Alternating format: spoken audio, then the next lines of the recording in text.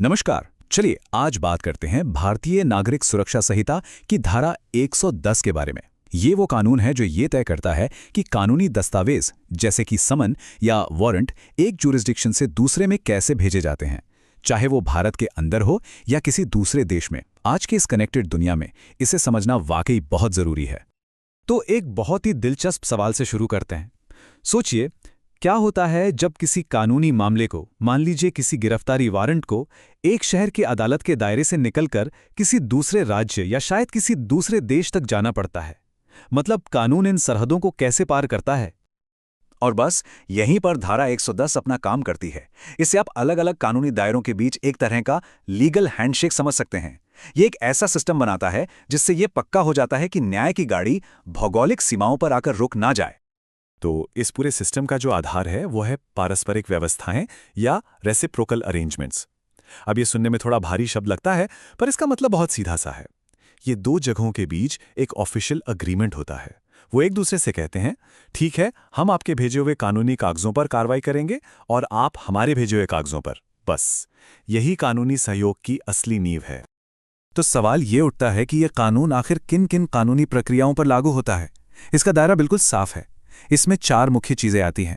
किसी आरोपी को कोर्ट में बुलाने के लिए समन, किसी आरोपी को गिरफ्तार करने का वारंट, कोई खास दस्तावेज या कोई चीज पेश करने के लिए समन, और तलाशी यानी सर्च वारंट। चलिए पहले ये समझते हैं कि ये कानून हमारे देश यानी भारत के अंदर कैसे काम करता है। मान लीजिए मुंबई की एक अदालत को दिल्ली में मौजूद किसी व्यक्ति के लिए वारंट भेजना है, तो ये प्रोसेस कैसे काम करेगा। देखिए, भारत के अंदर ये प्रक्रिया बहुत सीधी है। अदालत ए जो वारंट जारी करती है उसे वो सीधे अदालत बी के प्रिसाइडिंग ऑफिसर यानी मुख्य अधिकारी को भेज देती है, और फिर अदालत बी उस वारंट पर ठीक वैसे ही कार्रवाई करती है जैसे कि वो वारंट उसी ने जारी किया हो। मतलब कोई ज्यादा झंझट नहीं, एकदम सीधा और असरदार तरीका। ठीक है, अब इस मामले को एक लेवल और ऊपर ले जाते हैं। क्या होता है जब यही कानूनी प्रक्रिया भारत और किसी दूसरे देश के बीच होती है। जाहिर है यहां पर मामला थोड़ा सा और पेचीदा हो जाता है, लेकिन जो मूल सिद्धांत है वो वही रहता है। यहां पर एक नया टर्म आता है, अनुबंधित राज्य या कॉन्ट्रैक्टिंग स्टेट। ये कोई भी ऐसा देश है जिसके साथ भारत की केंद्र सरकार ने बाकायदा एक औपचारिक समझौता किया हो। समझौता किस लिए? आपराधिक मामलों में सम्मन और वारंट पर कार्रवाई करने के लिए। मतलब ये कोई भी देश नहीं हो सकता, सिर्फ वही देश जिसके साथ हमारी केंद्र सरकार का एग्रीमेंट हो। तो अंतर्राष्ट्रीय मामलों में एक एक्स्ट्रा स्टेप जुड़ जाता है। भारतीय अदालत जो दस्तावेज जारी करती है वो उसे सीधे विदेशी अदालत को नहीं भेजती, बल्कि उसे केंद्र सरकार की बताई हुई एक अथॉरिटी के जरिए भेजा जाता है। फिर वो अथॉरिटी उसे सही विदेशी काउंटर पार्ट तक पहुंचाती है। ये बीच का रास्ता इसलिए जरूरी है ताकि सब कुछ एक तयशुदा तरीके से हो, कोई कंफ्यूजन ना हो। और एक बात साफ समझनी होगी, ये पूरा सहयोग एक तरफा नहीं है, ये एक 2 वे स्ट्रीट है। धारा 110 के तहत भारत न सिर्फ दूसरे देशों में वारंट और समन भेज सकता है, बल्कि दूसरे देशों से आने वाले ऐसे कानूनी दस्तावेजों पर अपने यहाँ कार्रवाई भी करता है। तो चलिए इसे एक बार फिर से समझ लेते हैं। चाहे मामला भारत के अंदर एक अदालत से दूसरी अदालत का हो या किसी अनुबंधित राज्य से जुड़ा हो, मूल सिद्धांत एक ही है। जो अदालत दस्तावेज रिसीव करती है वो उस पर ऐसे कार्रवाई करती है जैसे ये उसका अपना ही मामला हो। बस एक ही बड़ा फर्क है, अंतर्राष्ट्रीय मामलों में केंद्र सरकार एक जरूरी कड़ी के तौर पर बीच में आती है।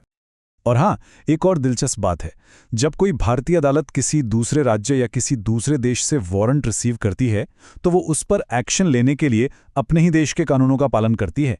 यानी गिरफ्तारी और तलाशी के लिए वही नियम कायदे अपनाए जाएंगे जो हमारे घरेलू मामलों में अपनाए जाते हैं, कोई अलग नहीं। इसमें एक और खास शर्त भी है।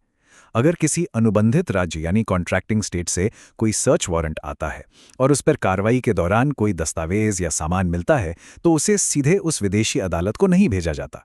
उसे केंद्र सरकार की उसी अथॉरिटी के जरिए वापस भेजा जाता है। मतलब ठीक उसी रास्ते से जिस रास्ते से वो वारंट आया था।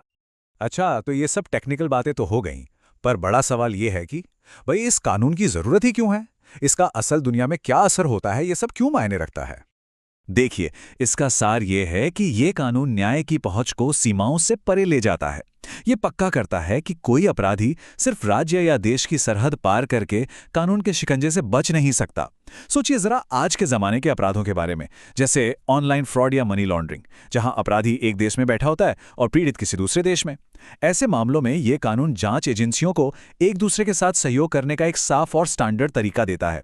ऐसी दुनिया में जहां अपराध भी ग्लोबल हो चुका है, वहां ऐसा कानूनी ढांचा होना बेहद बेहद जरूरी है। तो ये सब हमें एक बहुत बड़े सवाल पर लाकर खड़ा कर देता है। जैसे जैसे टेक्नोलॉजी और ग्लोबलाइजेशन इस दुनिया को और छोटा बनाते जा रहे हैं, अंतर्राष्ट्रीय कानूनी सहयोग का अगला पड़ाव क्या होगा? भविष्य में ये कानूनी सीमाएं और कैसे बदलेंगी ताकि न्याय की पहुंच हर जगह हर किसी तक हो सके? ये वाकई में एक सोचने वाली बात है।